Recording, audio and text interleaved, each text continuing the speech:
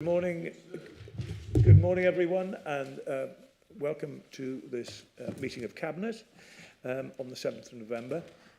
Welcome, everyone here, and also all of you who will be watching at home. We're going to begin our meeting, as we always do, with apologies for absence. I've got Councillors Watson and Renner Thompson. Could you tell me if that's correct? Is there anybody else? That's correct, okay. Then we move on to the minutes of the meeting that was held on the 10th of October. They're there before you. Can we agree those as a correct record? Is a proposer for that? Proposed by Councillor Riddle, seconded by Councillor Jones. Can we all agree that there are a true record? And I will sign them later on. Thank you. Does anyone have any member interest to declare on anything that's coming before us today? Don't think so. In that case, we move on to the first paper, which is around devolution, the North East devolution deal. This is really the final chapter in moving forward to the new North East Mayoral Combined Authority, which will be up and running in May next year. It will open the door to significant new funding. There will be a billion pound project financial delivery for a whole range of exciting new projects. But at the end of the day, we will continue to be very much Northumberland County Council, and by joining with others, it will open that door to further funding, open the door to good cross-border, cross-council working, and it's got to be a good thing. So I think it's a great day, and I hope you are all happy with the way we're proposing to go forward with this. Are there any questions from you on this paper? Yes, Richard Wimmer. Thank you, Leader. Not so much questions, but just some quick comments, really. It is a fantastic achievement of the councils in the North East, the LA7, to come together in such a constructive and positive way in order to strike this deal with government. It's a deal that brings significant powers down from Westminster into the new combined authority, into a new mayor, and it gives us significantly more control over our destiny as a region. It will allow us, no doubt, to make better and more local decisions with proper partnership working. And it has to be said that it's probably, well, I think without doubt, the best deal, not only that could have been secured, but that has been secured by any region in terms of this stage, in terms of per capita funding. We went out really strongly to make sure that that this deal matched or was better than that which had already been secured by the North of Tyne Combined Authority previously. We did that, and you did a great job in terms of helping to lead that negotiation alongside the other regional representatives and the Chief Executive of the North Tyne Combined Authority as well. A fantastic day and a bright future for the region as a result, no doubt. Thank you for that. Okay, so to summarise, today this marks an important step in this process. You are correct, this has been the subject of discussion for 18 months or more. Northumberland were very clear that we wanted to ensure that some aspects were safeguarded and protected, and I'm pleased to say that other leaders have agreed with those. And I have to say I'm very, very proud to be taking Northumberland into this really very exciting new venture, which will, I'm sure, bring great benefit to more people than we could have ever hoped for. Northumberland will lead on rural matters, on coastal matters, and also on the environment. So that's a very big and important role to play. But I'm sure that we will work together well. We may need to be assertive at times, possibly, but I know that we will work together because that level of mutual respect cuts across party politics and gives me a very strong feeling that this will work well for all our citizens in this new area, not just Northumberland. So there are a number of recommendations there. I think I better just read them out, which is to agree in principle that the Council should consent to the making of the order, authorise the Chief Executive in consultation with the Leader of the Council to issue the Council's formal consent to the Secretary of State when asked, authorise the Chief Executive in consultation with the Leader of the Council to finalise the terms of the side agreement regarding the support arrangements associated with these proposals, and finally to authorise the Chief Executive to take all other steps necessary to implement these proposals. I should like to formally propose those. Seconded by Councillor Wearmouth. Are you all in favour? Could you show? That looks unanimous. So a very important day that begins a new chapter, which I'm greatly looking forward to. Okay, so that was unanimous. We move on to our next paper, which is setting the scope and targets for the Climate Change Action Plan 2024 to 26. Now, we announced our new environment policy some weeks ago. That is, carries with it a 4-year action plan that picks up a whole range of issues around ensuring that we continue to deliver recycling, dealing with fly tipping, increasing litter picking along major roads, ensuring that we invest in our parks and green spaces even more than we currently do. And you'll hear later on in this meeting how much we are already committed to investing in there. And actually to highlight nature as a really important part of everything around about us. So the environment policy touched on all of those things that are really important that make Northumberland the very special place it is in which to live. Our Climate Change Action Plan, which is a 2-year action plan, will be coming to Cabinet in January, and that will lay out the targets that we wish to see achieved, the acknowledgement of the fact that the County Council ought to lead in a number of areas, and to deliver those things that are really important to help us achieve net zero carbon by 2030. And that will be done in a whole range of things, like, for example, delivering more electric car charging points, around tree planting and forestry. It will be around ensuring that we do, if we can, deliver more fantastic investments like the solar carport that we have here, which is going to be saving us hundreds of thousands of pounds in electricity and providing charging points for a whole range of members and other staff members and others for charging points for their cars and vans. So there is a huge amount to be done, and the new action plan will come before us, as I say, in January. And I just think I need to say one thing that's really important. This is not about dictating or commanding people to carry out environmentally friendly things and to be somehow Big Brother watching over residents. Absolutely the opposite. This is around encouraging people to think about what they can particularly do, even in a small way, to help us reach this net zero figure and to protect the planet, which is important for all of us and for our children and for our children's children. And we must do everything we can to make that a priority, to continue to make it a priority, and to ensure that we deliver on those things that we want to deliver. So we will get the Climate Change Action Plan in a matter of weeks. This sets out the scope and the targets. It's quite a detailed paper, and it's all there in the paperwork and online for people to read.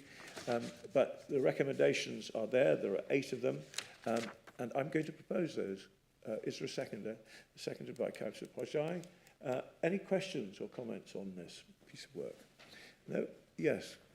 Councillor Wearmouth. Thank you, Leader. Yes, this is a really ambitious document. The Council has a really ambitious programme around tackling climate change, but there's lots of reasons that you can do that, and you've elaborated on a number of them. Yeah. And one of the most important ones come to the fore in the last year and a half, and that has been not just that we need to do this to make sure that the planet is sustainable and that Northumberland is sustainable, but as well this sort of measure in terms of indigenous energy, in terms of making sure that we look after the environment around us, is really important for our future, which is often influenced by people from outside, the likes of Vladimir Putin, who's started a war in the Ukraine, but has had massive impacts in terms of our heating bills, in terms of the disruption that was caused by COVID, which was again a global pandemic, but which had impacts as a result of the disruption to supply chains. It's really important that we live in a sustainable way, and this paper strikes at the heart of that, and I know that subsequent documents that come before us will build on that. So it's a very welcome paper. It shows Northumberland taking this really seriously and thinking about our future. Yes, thank you very much for that. I mean, I think it's worth remembering that some 2-3 years ago, there was a very strong campaign by climate change activists on local authorities to declare a climate change emergency. We actually did not wait to be petitioned like many others did. We actually voluntarily said, right, we will do this. And so we did, and we created an action plan. We've invested in some brilliant staff who are helping us with this. Our council looks upon climate change as a measure that needs to be considered before any report is taken forward.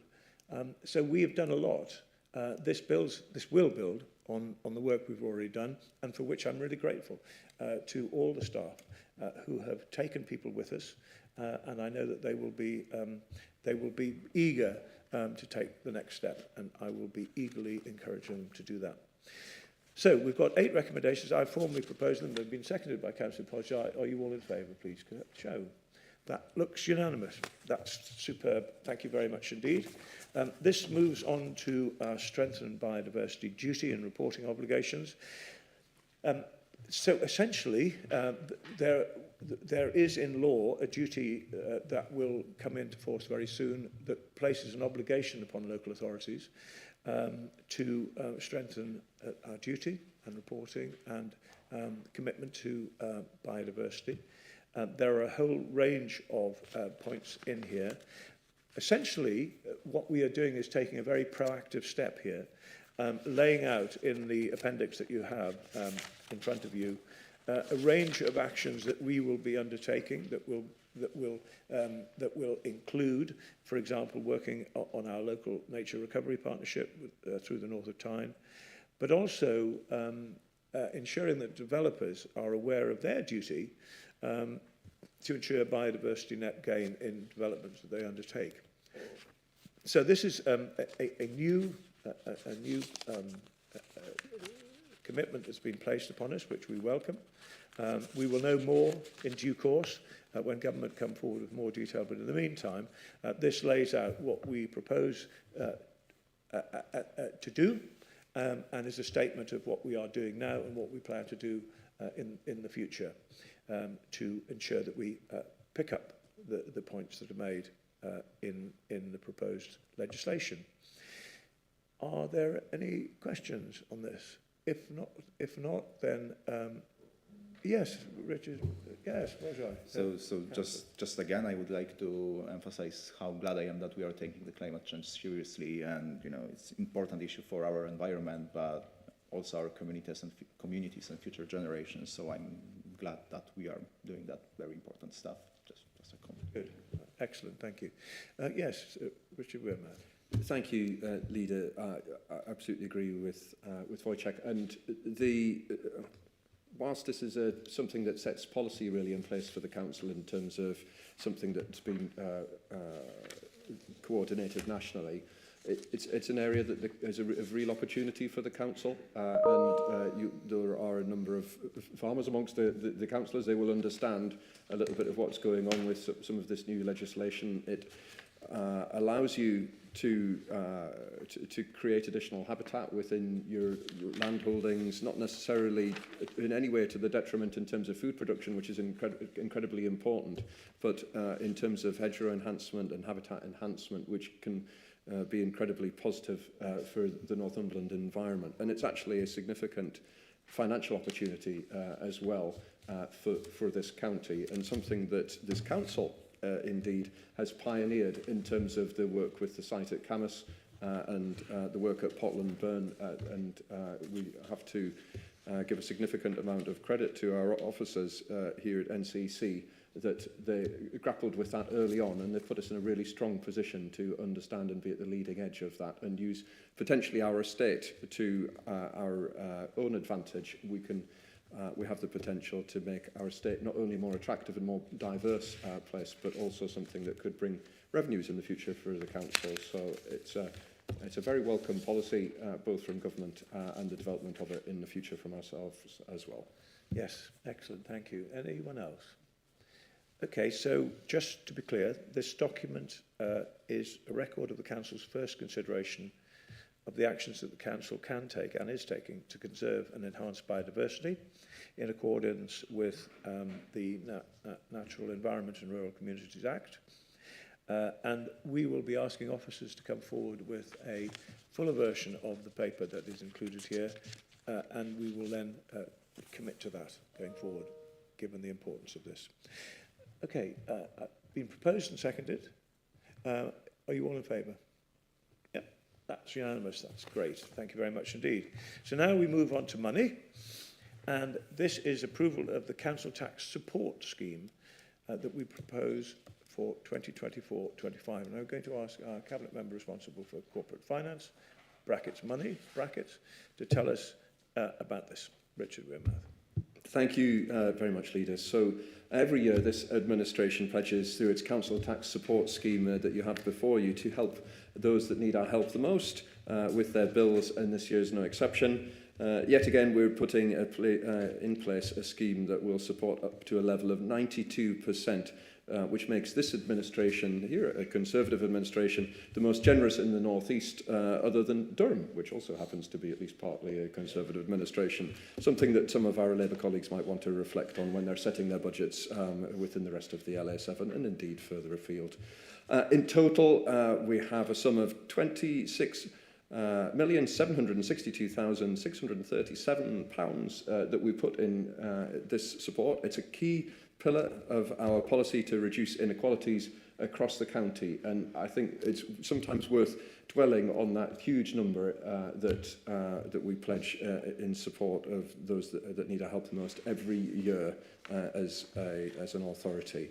As part of our budget setting process, there will be further consideration of what additional support we might be able to provide in terms of hardship measures, but that sits without this paper and will no doubt be the subject of further discussion.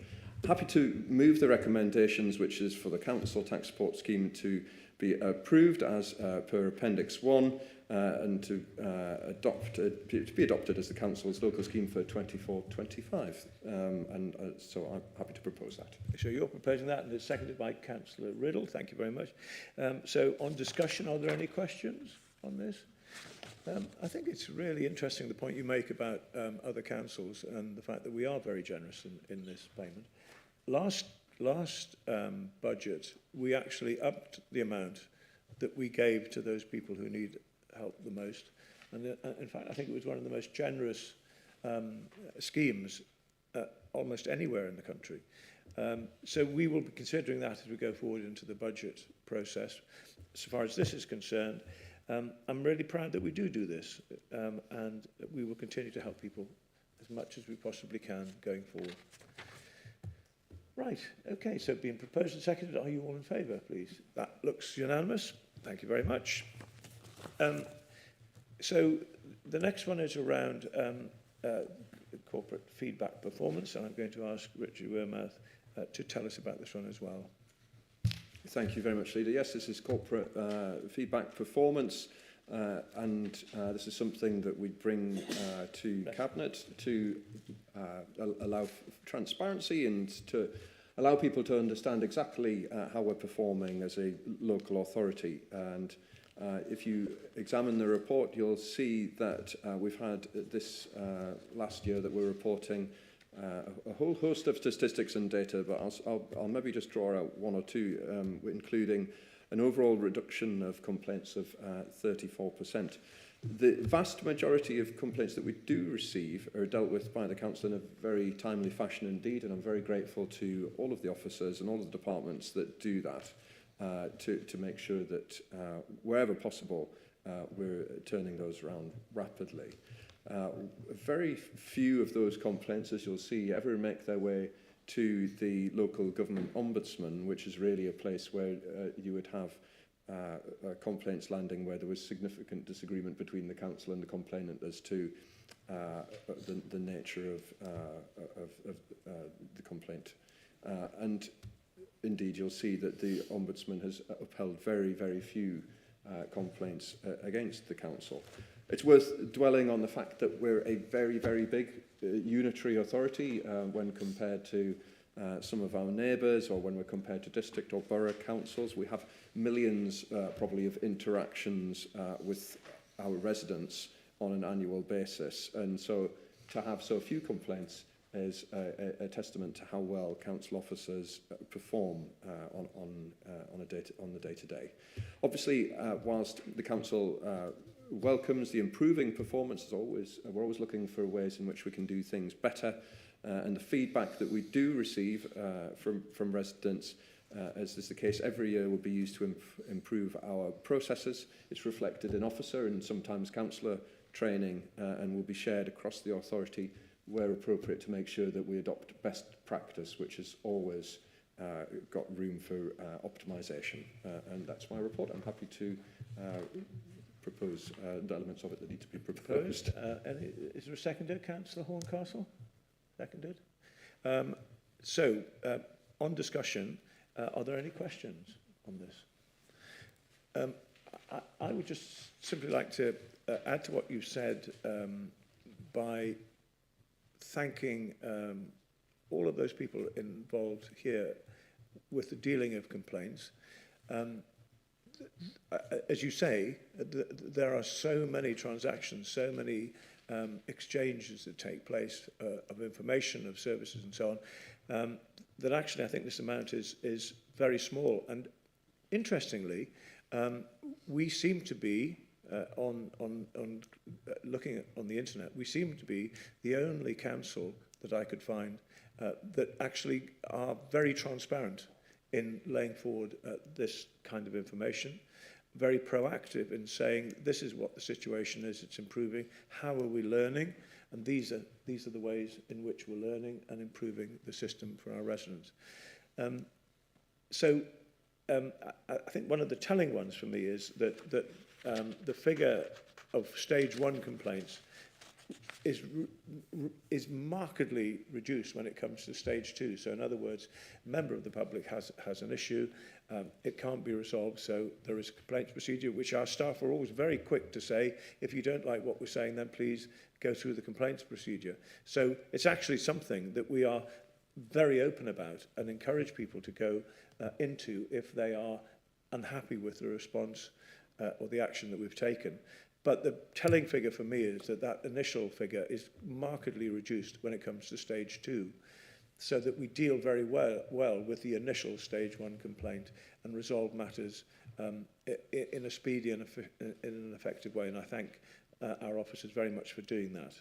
So it's useful indeed to be proactive. It's useful to be very transparent in this, and also very useful to learn from the process and continue to drive improvement, which is what this council is doing.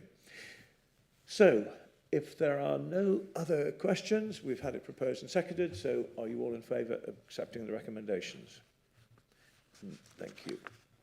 Okay. We then move on to corporate performance, Q1 2023 to 24. Good news, again, I'm going to be asking Richard Wearmouth to tell us a bit more about this.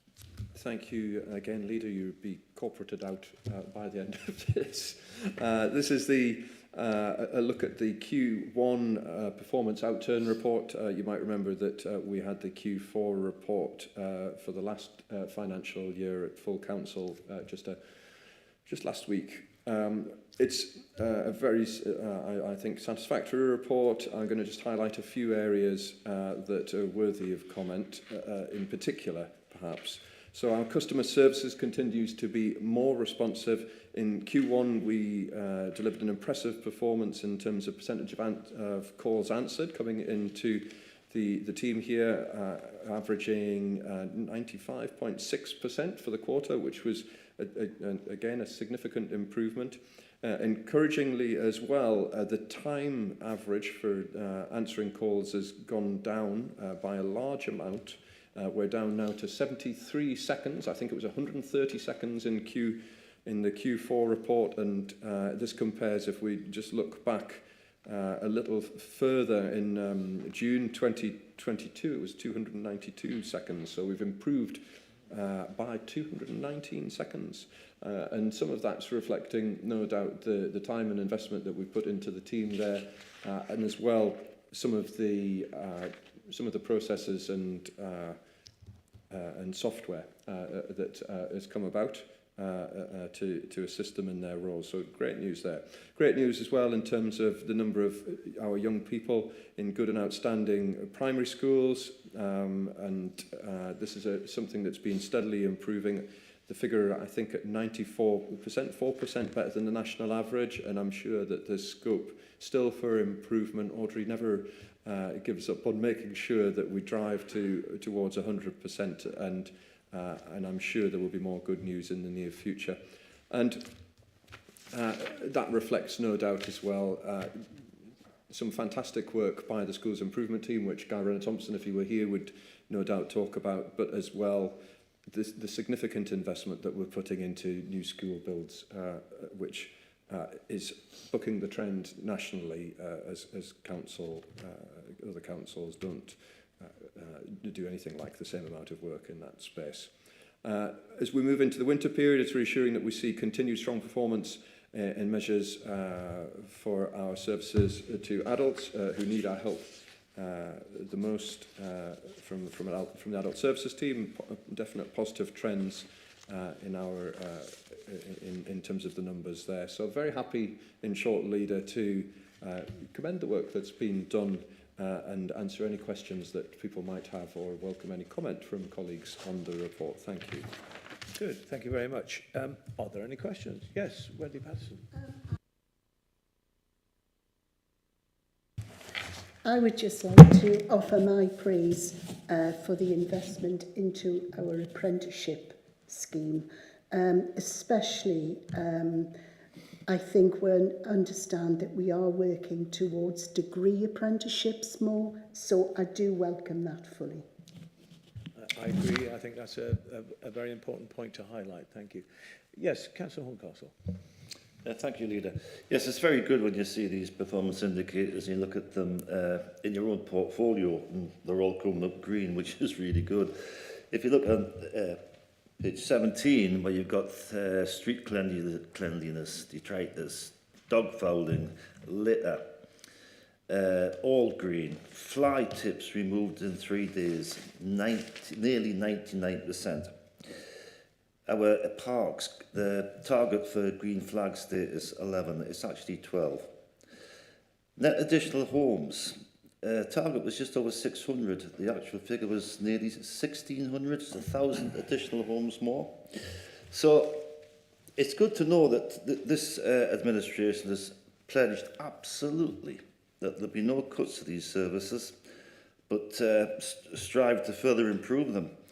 And you know, we must thank the staff and officers who have made this happen. And a lot of people are out there in all weathers. And, you know, it's with winter coming up, you've got to think that all these services have been carried out sometimes in horrible weather. So I would just like to, you know, if officers can take forward my thanks to everybody who's been involved in this. Yeah, good point, and especially the last few days when there's been a small amount of flooding to deal with. So they've done a great job, and very, very pleased with that response that we've had. Anything else from anyone else? Yes, Councillor Stewart. I think it'd be rather remiss of me not to mention, to thank you, Leader, for visiting Eastwoods Park in Peru a couple of weeks ago, a park which had been neglected for 20 or so years. And as Councillor Horncastle said there, that the parks, as an administration, we're looking to invest in those parks, and we'll no doubt be speaking more later today. So thank you again for that. It's a fine example of how the councils, the Town Council, the County Council and community groups work together to provide such fantastic services. Well, I'm glad you mentioned that, because I would like to thank you for all the effort you put into making sure that work goes on. And I was very impressed with the way that park looks now, and it's a testament to everyone involved at Prada. I'm really pleased that we've worked so well together, and I think we'll continue to do that going forward. Anything else from anyone else? Okay then, so you've got a recommendation which is to consider the progress against the 3 corporate priorities. We are very grateful to the staff for helping us deliver on these. Particularly pleasing as well is the improvements that we're seeing in those areas around tackling inequalities, which is one of our key priorities as we know. So are you all in favour to accept this recommendation? Yes, that's great. Thank you very much. Now, we come to a summary of new capital proposals, and we're going to take these one by one and then vote for them all at the end, unless there's any issues with any of the individuals, and we will take those individual points then if there are. So the first one is around the Kyler House CCTV upgrade. This is basically accepting a grant of nearly £250,000 from the Department of Education to improve the Kyler House CCTV situation, and we're grateful for that. We're therefore suggesting that we go ahead and take that and get on with the work. I'm thinking everybody's happy, yes. Now we move on to the replacement of a boating pontoon in Wansbeck Riverside Park. Tell us about this one, Councillor Horncastle. Indeed. The boating pontoon on the Wansbeck. This is a good news story, this, because we've got this council actually we actually own the boating pontoon, but it's leased out to Camas Rowing Club, and under the terms of their lease agreement, they're responsible for repairs. So it's a well-used pontoon. Members of the Rowing Club, along with people who do kayaking, canoeing and paddleboard, and other members of the public. So the Rowing Club approached the council with a request for the pontoon to be replaced, and but like I say, it is going to be replaced. The tender process is underway. It's expected to come in at £120,000, and the Camas Rowing Club have committed to meet 100% of the costs associated with the works. So again, fits in with a wonderful parks improvement programme. So thoroughly recommend it. Good, and it's great to see us working closely with the Camas Rowing Club. So well done to them, and this should be a great improvement. I think we'll all be happy with this. Yes. The Highways Laboratory expansion. What is this about, John Riddle, please? Thank you, Leader. Well, we are one of the very few local authorities to operate our own highways materials laboratory. In fact, we're the only one that a local authority does operate in the northeast of England. And as such, we draw in quite a lot of extra work to the point that now there's that much work that we're having to turn work away. So really, this is an invest to save. Monetary turnover through this laboratory has more than tripled over the years, and everybody, the public, benefit from this work, because what this is doing is we test the road materials when they are being laid to ensure that they are up to spec and that they will stand the test of time, etc., etc. The present facility is quite small, and we need not only more room, but we need more room for more people to be employed there, and also for some upgrading of equipment. So I thoroughly recommend this as an invest to save option. Thank you. Are there any questions on this one? Okay, thank you. The North East Bus Service Improvement Plan. This is £163 million of direct government funding. that will be delivered across the current Joint Transport Committee area, and is a very welcome boost for encouraging people to travel on public transport and on buses in particular. And it will provide some capital for improvements to bus stations, and it will also introduce special bus lanes that have priority over normal traffic, and a number of other things. But most importantly of all, it's worth noting that the reduced bus fares that the government brought in recently will be extended for another year on the back of the money that's saved on HS2. So that's good news as well. So so basically this is to release some capital funding. This work will be carried across the area, but we will see some new work being implemented in Cramlington, which is very important and is getting on for £750,000 to do the Bus Priority Infrastructure Trans 1 programme. So, all in all, good news, and we understand that bus travel is becoming more popular for people as a result of the very low rates that are being charged, especially if you're 21 or less. So, good news all round, and I wonder if anyone's got any questions. Are you all happy with this one? Yep. Okay, so the next one, we were talking about the Parks Enhancement Capital Programme. We have 3 here, really good projects to add to what we're doing already, and I'm going to ask Colin Horncastle to explain each to us. Thank you, Leader. Yes, it's the Parks Enhancement Programme. It just goes from strength to strength. It's a really good news story for this authority. I mean, well, the £418,000 that we're looking at now on these next few projects, that's on top of the, I believe, over £1.5 million we've spent anyway in the last year. Yeah. And £1.5 million in the last year, and that work's nearly all been carried out. And don't forget that some of that work was on the back of a lot of wreckage in these parks from what happened in Storm Arwen. So there's that residual work to be done anyway before we did the enhancement programme, and it's all been carried out. So the first one here, Cleeswell Hill Park at Choppington, very popular riverside footpath, connects Wansbeck Country Park, just a short walk away. It's a good news story again in that you know, we've been asked to contribute £200,000 to this, but there's 40,000 coming from Choppington Parish Council. So that's that one. Did you want to do me all of them? So I would thoroughly recommend that one. The next one is Gallagher Park. Gallagher Park is in Bedlington, and this is amount for £19,000.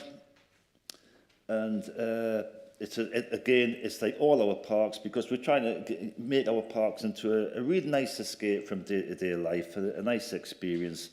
And this park is extremely popular for all sorts of sport and recreation. So 19,000 from that, and I believe that there's £9,000 come from the 3 Bedlington councillors, and you can imagine if they're putting money in just how important this one actually is. Plessy Woods. Plessy Woods is located near to Hertford Bridge. This is an exciting one, this. The park itself is a visitor centre, cafe, toilets, children's play area and parking. And we're going to put bouldering climbing rocks in, big boulders for people to climb up and experience, so they haven't got to travel up to Ben Nevis or somewhere else. They can actually do it in our parks right in our doorstep. And this one is 159,000. The initial cost was 145,000, but inflation has taken it up to, inflation pressures have taken up to 159. Again, like I say, all the parks we've got in the county are so well used, and it's just, I just can't believe how well our programme's going. So again, I thoroughly recommend this one. Thank you very much. Are there any questions on any of these? Yes, Richard Wilmer. Thank you, Leader. Not a question, but just a compliment for all of those involved. I think that there's some really excellent parks in and around Bedlington and Choppington, and to see this enhancement of them is incredibly welcome. I think in particular Plessy Woods has to be one of the best country parks that I think you could possibly visit anywhere in the region and probably in the country. And it's really, really good to see this new bouldering park installed there, and look forward to seeing Councillor Horncastle clambering around it when we're taking the pictures to launch it, with Councillor Robinson, no doubt. Good. Okay. I'm glad you've raised the local members. The three local members in Bedlington have been very proactive in putting their members' improvement money towards schemes in and around Bedlington, and that's really welcome, and thank you to them. I'm very pleased as well that Choppington Parish Council are very good partners indeed, working on this really very expensive project in Cleeswell Hill. And then the Plessy Woods will indeed be a challenge for some of us, but well worth doing, good for one's physical and mental health. John Riddle. Yeah, thank you, Leader. These were in my previous portfolio before Colin took over, and you know, I'm very pleased to see them all come to fruition. The Cleeswell Hill Park one was pretty barren, really. It definitely needed a lot of money spent on it, and you know, the fact of working in partnership with the parish council there is very good. I'm also very pleased to see that on the Plessy Woods one, we're actually using some Section 106 money, and I think, you know, we often wonder where this money goes from planning obligations, and it's very good to see that, you know, we're getting some use out of it. Excellent. Great. So that's all very good. So I would just mention that we are looking to continue to invest in our green spaces and our parks, and there will be some exciting proposals coming forward in the next 12 months. We will be finding more money, as I said half an hour ago, through our environment policy, and we will continue to invest across the county. And it's good to see places like Bedlington and Choppington receiving significant amounts of money to improve their park. And I'm looking next, I hope, Colin Horncastle at Dean Park, which is this great park just outside Bedlington, which I think we could spend money on there as well. And Councillor Vilczek has been very active in lobbying for that, so I'm pleased about that. So parks and green spaces are very important to this administration.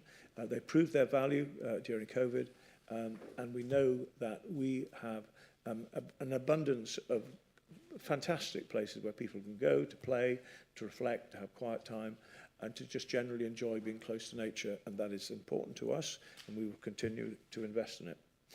Now, talking about investment, I'm going to look to Councillor Podjai to take us through the next investments, which are the strategic regeneration investments. And there are a number here, which we'll go through one by one, if that's all right. So the first one. Thank you, Leader. As you can see, it's a quite extensive and exhaustive section, but I will try to be very straightforward with that. So the first part of the request is about to accept the grant funding to establish Northumberland Stewardship and Rural Growth Investment Programme, which is split into two separate schemes. The first one is the Northumberland Small Business Service, which provides business support and capital grants to rural businesses to help them grow and enhance their sustainability, resilience, and productivity. That's 4.8 million program, which includes 2 million for capital grants, and it's fully funded by North of Tyne Combined Authority. So I just would like to say thank you to our colleagues there for that generosity. And the second scheme is the Rural Asset Multiplier Program, which will use like innovative approach to identify assets which we have in National Park and Coastal A and B that may have some interesting cultural, natural, or rural significance, and which are unutilized properly, and we can leverage them to benefit the economic growth in these areas. And that scheme is £3.5 million, which includes 1.5 million for capital grants. Again, that's fully funded by North of Tyne Combined Authority, so big thanks to our colleagues there. The second part of... Well, can I just pause you there? Of So course. that's the first section. Any questions on any of that? You're all happy with that?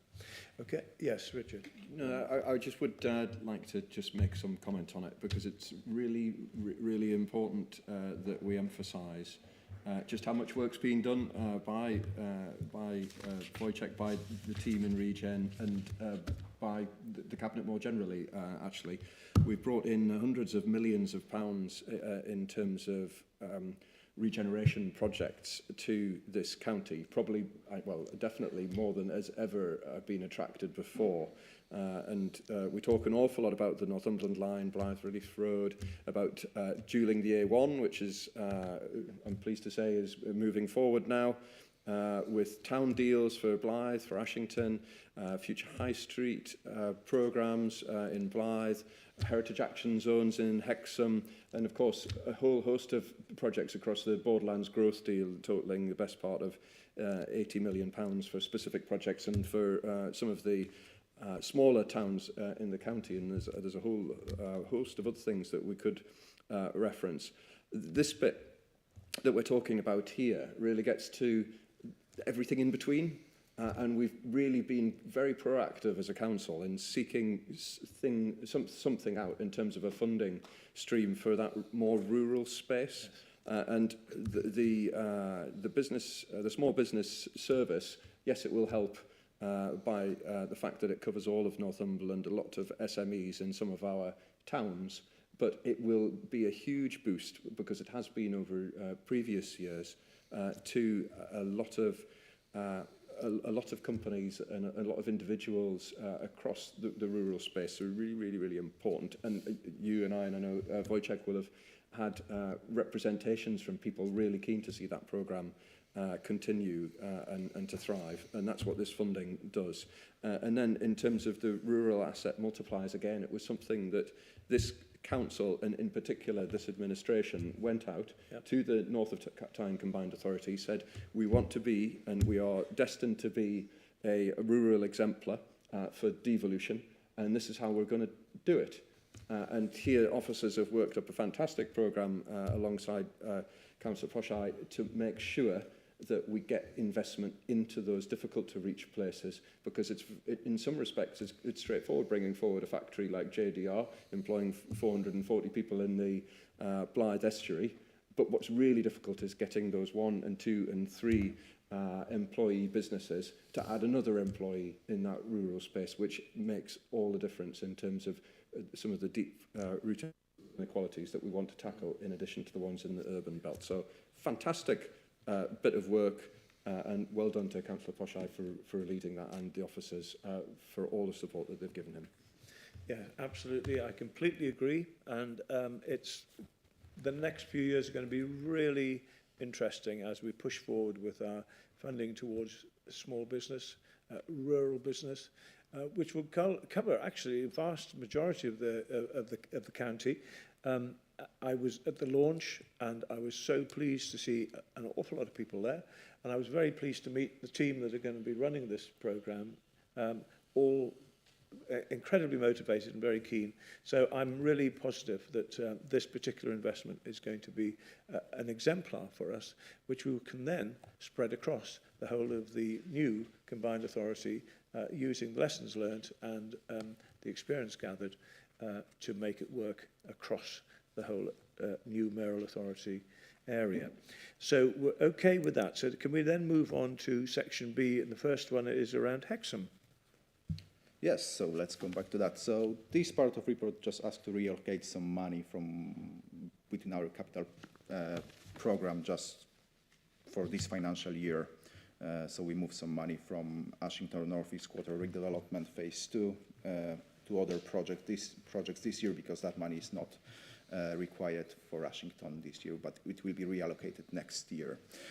So the first scheme is Hexham High Street Heritage Action Zone, which we discussed many times in the cabinet in the past. It's just a public realm improvement scheme which covers Priest Popple, Battle Hill, and I think Cattle Market area in Hexham. And it's very successful. We are just allocating additional £500,000 for it just to complete that. Would you like to add something to it at this point? That's fine, yes. Richard Wearmouth. Yes, I did just want to say something on both of these, not least because the Ashington one came up a little bit in full council, didn't it? And I think it's just worth dwelling on the amount of money that we've managed to attract to Ashington Town Centre. There's previous administrations to us who wanted to move County Hall there, have a whole load of people trooping in and out, adding no value to the town's economy. We're actually intervening. Yes, it has taken a little bit of time, but you can see now the work actually taking hold. The new station coming out of the ground, you know, that station will have cost in a wider scheme of the Northumberland line probably the best part of £20 million to install that. It will be transformative to the town. We've managed to work with DFE colleagues to get the delivery of a new college building, and that building will soon again be installed on site, of 45 or so, probably a little bit more now, £1 million worth of investment into Ashington. And then all of this work that Wojciech is leading in terms of redevelopment of the town centre, both at Portland Park, but through Grand Corner, through into Wansbeck Square.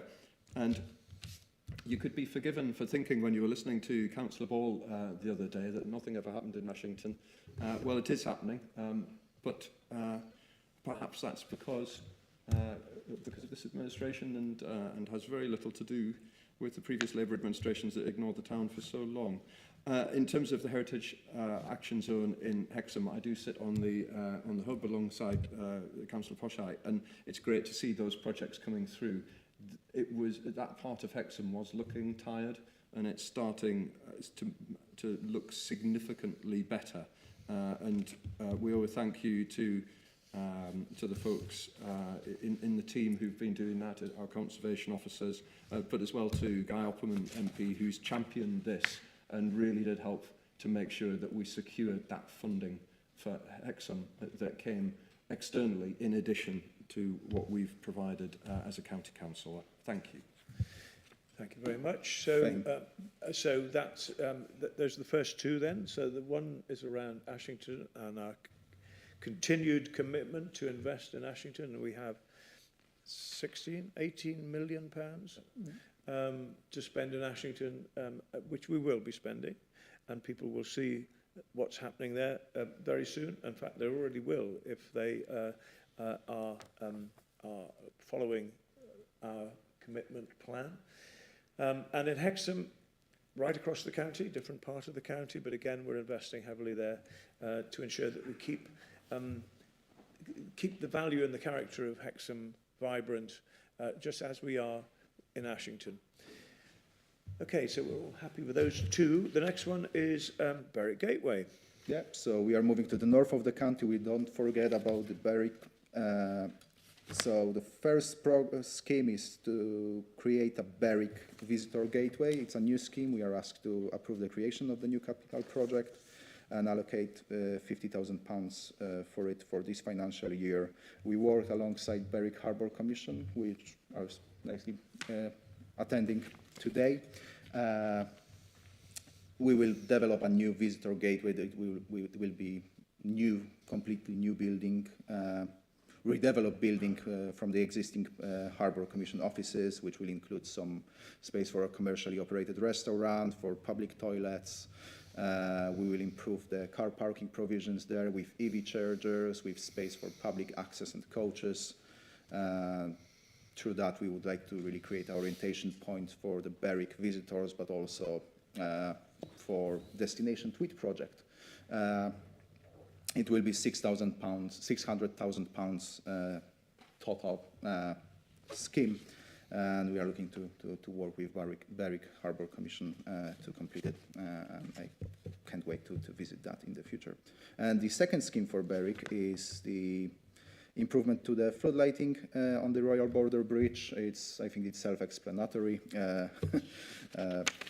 We are just allocating £20,000 for this financial year to do detailed design on this project. And I think So we've if I got some just comments pause you about there, Berwick. those are two for Berwick. So we've gone from Ashington to Hexham, and now we're going across to Hexham. And now we are looking at Berwick. Richard Wearmouth. Thank you, Leader. Just to really welcome these schemes for Berwick. I think it was with yourself I visited the port, was it? Or was it with Councillor Watson? Or maybe all three of us, I can't quite remember. It was a little while ago now. But really good to see this scheme come forward and make progress. It was a really interesting presentation that we got all those months ago. And well done to the Regen team and to Councillor Proshide that we've moved forward with this in partnership and are seeing it come to fruition. Berwick's an amazing place. It has huge potential to attract tourists to our county, and I look forward to seeing progress on that, as I do the border bridge flood lighting work. It's not straightforward by any stretch. It's going to require probably in the future some significant financial outlay, but the overall appearance when the bridge is lit is phenomenal, and I know it meets with support of the council and of course of our fantastic local MP as well. Yes, thank you very much. So yes, this is more expenditure in Berwick. The previous administration to ours, in the 6 years before Conservatives took over, was around 13 million in Berwick. This will add to the 50 million that the Conservative administration have spent in Berwick. And I know that everyone, all our elected members in Berwick will be deeply proud to be part of the County Council and the investment they're making in Berwick. And I really like the idea of doing the flood lighting scheme. It's not a huge amount of money, but it's enough to really make a difference. And I know that members, including Councillor Hill, have made approaches to us about that, so I'm pleased to see that that is in as well. So, Ashington to Hexham to Berwick. Should we move then on to the next one, which is some capital funds to finalise the Rural Business Growth Service project? Yeah, so a Rural Business Growth Service project, it was a project which we delivered in years, I think it was 2014, 2020, and it has some remaining activities to be closed, which we are obligated to, and we allocate £20,000 to finalize and close this project fully. It was a very successfully subscribed project delivered with our colleagues from Advanced Northumberland, and there's nothing else what I can say about it. It was a success. We are now closing that and move to two other schemes which I mentioned previously, which are very, very similar in the scope. Excellent, thank you. Happy with that one? Yes. Yeah, and now from Berwick we move to Alnwick. We would like to allocate some money to improve Alnwick cobbles. We know that the condition they're currently at is not the best. People with mobility issues struggle to walk around, so we would like to replace the surface with some flat top materials suitable for pedestrians, including disabled people. We will provide some disabled access with accessible routes across the area. And we'll also create a greater pedestrian space, especially focus about the Robertson's Pond, allowing historic feature to be more easily visited and appreciated. And also some natural materials and planting will enhance the streetscape. That's the general. And I think we would like to spend about £1 million on it. It's just a detailed design allocation now of £20,000, which we are allocating for this financial year. And the next years we'll spend more on it. Yes, excellent. Councillor Wearmouth. Thank you. And this is a brilliant scheme, and I've seen, because I dropped in to the drop-in session that we have in all our towns, but I dropped into the Alnwick Forum meeting where some of this was trailed in the very sort of early draft design. It looks fantastic. It's it really does reflect the history of Alnwick Town Centre. It's it will be done very sensitively to make sure that we match to the extent that's possible what's there, but do it in a way that allows people with those mobility issues to tread successfully on those cobbles. And it's something that I'm very pleased to see in this report, not least because it means that Councillor Gordon Castle will no longer go on at me every time I see him to make sure that we deliver the scheme. He's been a fantastic local champion for this project. Well done to him. And it also means that I won't have to listen either to Anne-Marie Trevelyan telling me how important it is to residents, because I get that from her every time I see her as well. So well done for both of them, two fantastic local champions for Alnwick, and a brilliant project. Thank you. Yes, Councillor Patterson.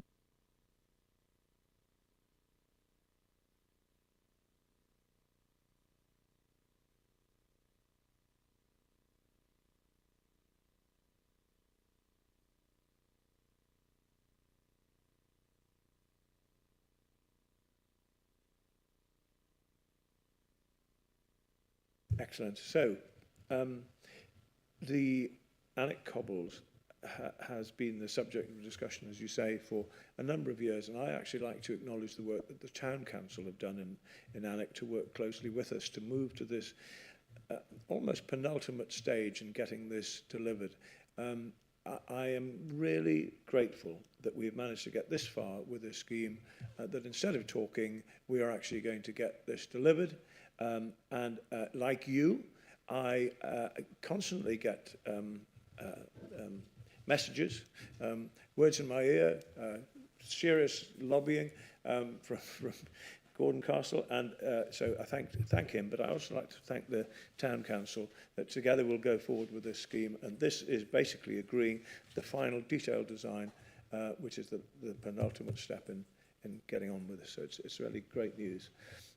Okay, so that is that.